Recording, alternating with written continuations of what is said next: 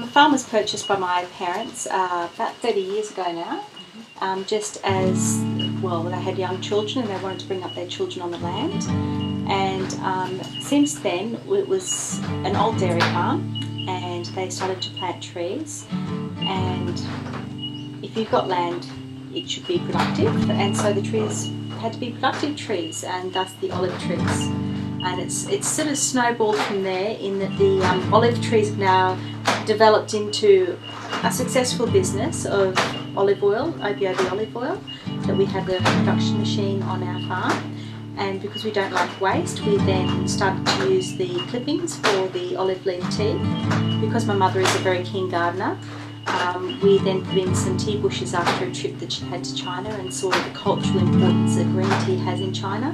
When we're picking the tea for green tea, we just come along and we pick these new shoots here, and of course it's all hand picked, and then we go and pop them in our solar dryer. And because they're the newest shoots, they of course have the strongest and most delicate flavour and the best nutritional value.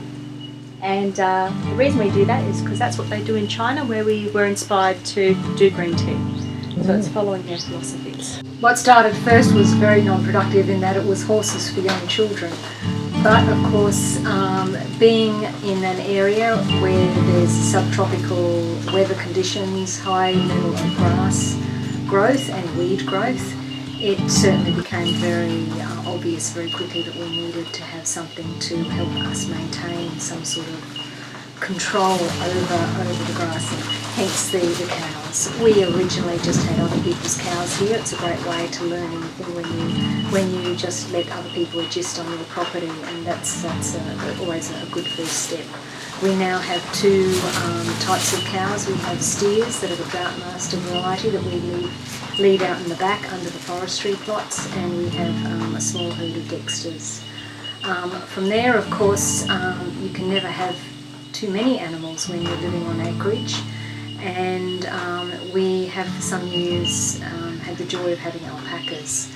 Of course, this has been solely driven at first by my need for the wool, but fortunately, considering our family philosophy of everything productive, it's also their manure that is of use, and they're eating the weeds under the olive trees.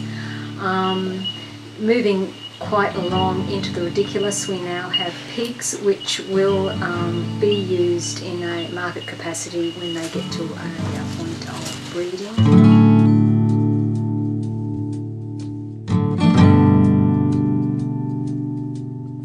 I suppose initially my really big reason was to grow the children. I think what an amazing place for young people to grow up, to be free of constraints that a lot of young kids have nowadays.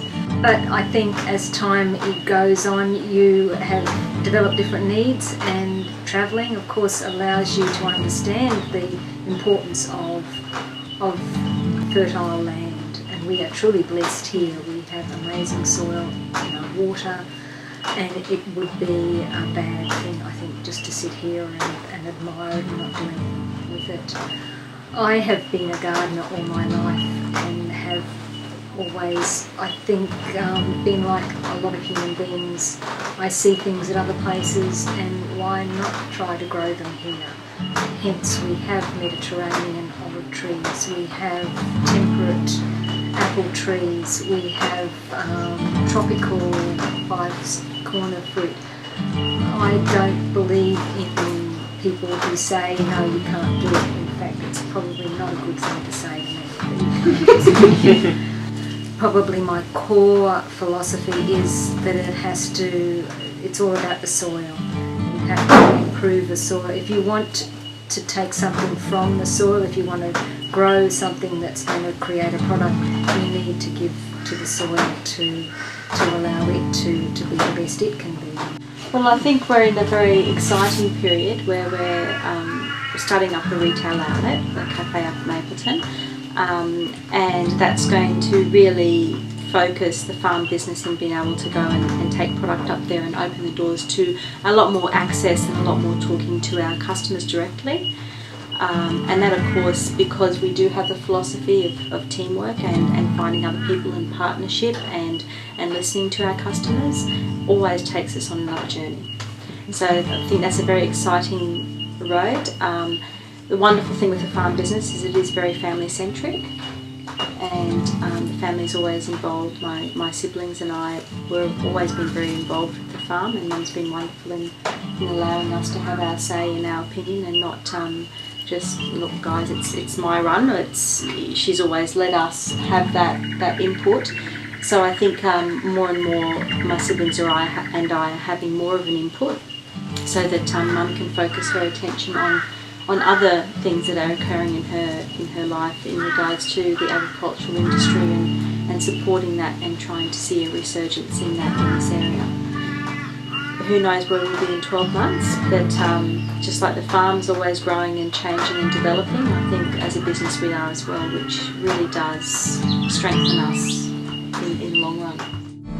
Yes, I had a dream. I stood beneath an orange sky,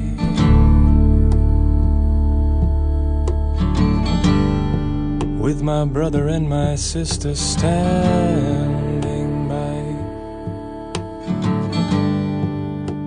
with my brother and my sister standing by, with my brother and my sister standing